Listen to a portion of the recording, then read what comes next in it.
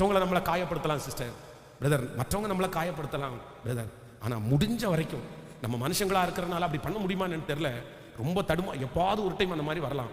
ஆனால் முடிஞ்ச வரைக்கும் உங்க வாயினுடைய வார்த்தை யாரையுமே என்ன பண்ணிடக்கூடாதுன்னா காயப்படுத்தவே கூடாது. ஆமேன்னு சொல்லுங்க. என் பேச்சு எப்படி இருக்கணும்னா ராஜா அவனுடைய கோபத்தை ஆற பண்ணுகிறதா இருக்கும். எங்க போனாலும் அப்படிதான், எங்க போனாலும் அப்படிதான்.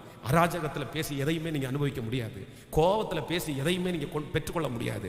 ஆனா மெதுவான பிரதி உத்தரம் எங்க போனாலும் உங்களுக்கு ஒரு பெரிய மதிப்பை உண்டு பண்ணும். நீங்க மெதுவா பேசுறதுனால ஒருவேளை உங்களை கோலையா நினைக்கலாம், மெதுவா பேசுறதுனால உங்களுக்கு ஒன்றும் இல்லைன்னு நினைக்கலாம்.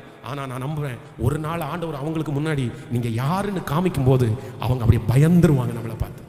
அல்லேலூயா. இன்னைக்கு முழுக்க ஜெபம் பண்ணுங்க, இயேசுவே என்னுடைய வாயில எனக்கு என்ன தாருங்கன்னா சுத்தமான பேச்சை தாங்க ஆண்டவரே. என் பேச்சில் நான் எப்படி இருக்கணும்னா ரொம்ப கவனமாக இருக்கணும் ஆண்டவரே, ரொம்ப அழகாக பேசணும் ஆண்டவரே. என் பேச்சு யாரையும் காயப்படுத்தவும் கூடாது, எனக்கு வருகிற ஆசீர்வாதத்தை என் பேச்சினால நான் தடுக்கவும் கூடவே கூடாது. ஆமேன்னு சொல்லுங்கள் பார்க்கலாம்.